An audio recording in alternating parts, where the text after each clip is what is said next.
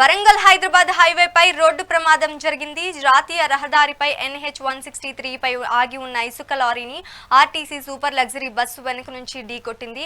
ప్రమాదంలో 2 ప్రయాణికులు అక్కడికక్కడే మృతి చెందారు. మరో 6 తీవ్ర గాయాలతో ఆసుపత్రిలో చేరారు. ఈ ప్రమాదానికి 2 డ్రైవర్ల నిర్లక్ష్యమేనని పోలీసులు గుర్తించారు. లారీ డ్రైవర్తో పాటు బస్సు డ్రైవర్ను పోలీసులు అదుపులోకి తీసుకున్నారని విచారిస్తున్నారు. మృతులు దిండగల్కు చెందిన ఓం ప్రకాష్ గా, మరొకరు హనుమకొండలోని సముద్రానికి చెందిన నవదీప్ సింగ్ గుర్తించారు. 6 క్షతగాత్రులను MGM హాస్పిటల్లో చికిత్స పొందుతున్నారు. ఇక దీనికి సంబంధించి మరింత సమాచారం మా ప్రతినిధి రాము ఫోన్ ద్వారా అందిస్తారు. రాము, చెప్పండి, మనం చూసుకుంటే ప్రమాదాలు ఎక్కువగా జరుగుతున్నాయి. ఎందుకు ఇలా జరుగుతుంది? అంటే డ్రైవర్ నిర్లక్ష్యం అనే చెప్పుకోవచ్చా? దీని అన్నిటికీ సమాధానం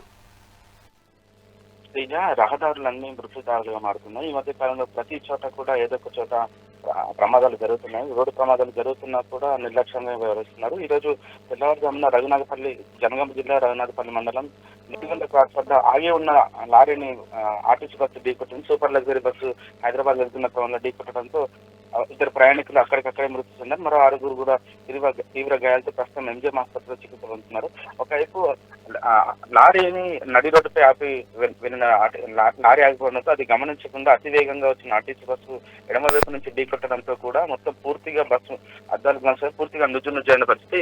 ఈ నేపథ్యంలో ఇద్దరు ప్రయాణికులు, ఒకరు దిండిగల్ చెందిన మరొకరు బాలసముద్రానికి చెందిన నవదీప్ సింగ్ కూడా మృతి చెందడంతో వాళ్ళ కుటుంబాలు విషాదానికి ఒకవైపు ప్రయాణం సుగమంగా చేరుతూ ఆర్టీసీ బస్సులో ప్రయాణం సురక్షితంగా ఉంటుందని చెప్పేసి నమ్మిన ప్రయాణికులు ఆర్టీసీ బస్సులు ప్రయాణిస్తుంటే దాన్ని కాస్త నిర్లక్ష్యంగా అతివేగంగా డ్రైవ్ చేయడంతో కూడా అక్కడ లారీని ఒకవైపు లారీ ఆగి ఉన్న విషయం కూడా గమనించకుండా ఎడమవైపు నుంచి ఢీకొట్టడంతో అక్కడ తీవ్ర ప్రమాదం జరిగింది. ఈ నేపథ్యంలో 2 బస్ డ్రైవర్ తో పాటు లారీ డ్రైవర్ని ఇద్దరిని అదుపులోకి తీసుకుని రఘునాథ్ పోలీసులు విచారిస్తున్నారు. ప్రమాదకర కారణాలు ఏంటని తెలుసుకునే ప్రయత్నంలో ప్రస్తుతం పోలీసులు అయితే ఉన్నారు.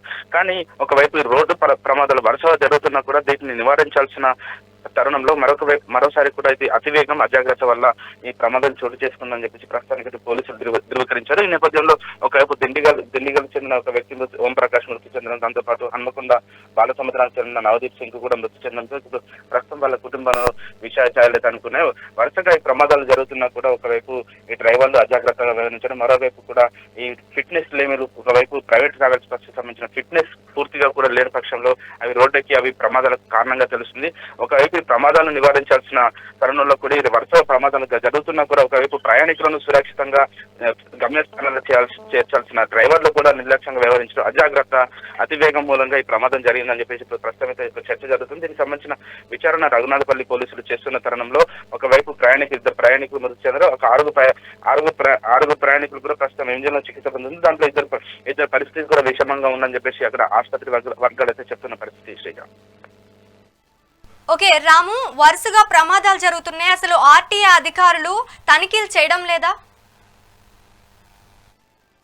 ఒక నివారణ కోసం ఖచ్చితంగా కూడా ఈ బస్సులను కానీ లారీలను కానీ ఖచ్చితంగా ఫిట్నెస్ చేయాల్సిన అధికారులు నిర్లక్ష్యంగా వ్యవహరిస్తున్నారు. ఎలాంటి ఒక 15 సంవత్సరాలు దాటిన తర్వాత వాహనం రోడ్డుకి తిరగకూడదు, కానీ ఈ నిబంధనలన్నింటినీ కూడా బేఖాతరు చేస్తూ వాళ్ళకు మామూలు మొత్తంలో వీళ్ళందరూ అధికారులు నిర్లక్ష్యంగా వ్యవహరించడం మూలంగా వాళ్ళు మామూలు అలవాటు పడ్డ అధికారుల మూలంగా ఒకవైపు వరుసగా ప్రమాదాలు జరుగుతున్నాయి. మనం చూస్తూనే ఉన్నాం. వరుసగా కూడా ప్రైవేట్ ట్రావెల్స్ బస్సులకు ప్రమాదాలు జరుగుతున్నాయి. షార్ట్ సర్క్యూట్ తో ప్రమాదాలు జరుగుతున్న ఘటనలు ఈ మధ్య కాలంలో చూసాము.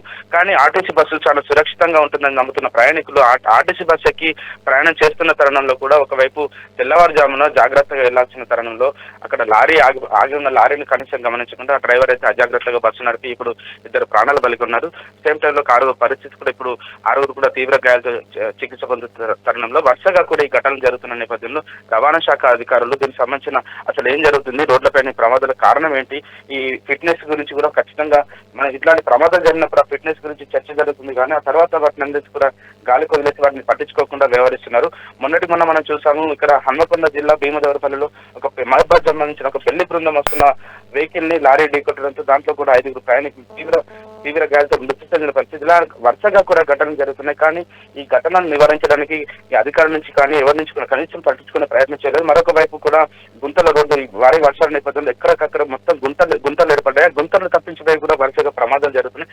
కనీసం ఒక గుంతను పూడ్చాలి, గుంతను పూడ్చితే మనం ప్రమాదాలు జరగమని చెప్పేసి కనీసం దాన్ని పట్టించుకోకుండా ఇవి నిర్లక్ష్యం వ్యవహరిస్తున్నాయి. మొన్న జరిగిన ఒక కార్యక్రమంలో హన్మకొండ హైదరాబాద్ హన్మకొండ హైవే కాజిపేట వంకట దగ్గర ఇక్కడ గుంతలు ఉండడం గమనించిన ఒక ట్రాఫిక్ సైక్ ఆయన స్వయంగా ఒక పూనుకొని ఆ గుంతను పూడ్చి ఒకవైపు ప్రమాదం నివారించే ప్రయత్నం చేస్తున్నారు. కానీ ఇది సంబంధం లేని శాఖకు సంబంధించిన అధికారులు చేస్తున్నారు. కానీ రోడ్డు రవాణా శాఖకు సంబంధించిన అధికారులు ఈ గుంతను పూడ్చాలి ఖచ్చితంగా. గుంతలు ముఖ్య కారణం కూడా ప్రమాదాలకు గుంతలు. ప్రతి వరంగల్ జిల్లాకు చూసుకుంటే ఎక్కడ చూసినా కూడా ఇప్పుడు రోడ్లన్నీ గుంతలమయమయ్యాయి. డోర్నకల్ దగ్గర కానీ, దంతాలపల్లి, ములుగు హైవేలో కానీ ఎక్కడ చూసినా కూడా ఈ గుంతల రోడ్లు ఉండడంలో కూడా వరుసగా ప్రమాదాలు జరుగుతున్నాయి. Right, thank you for update Ramu.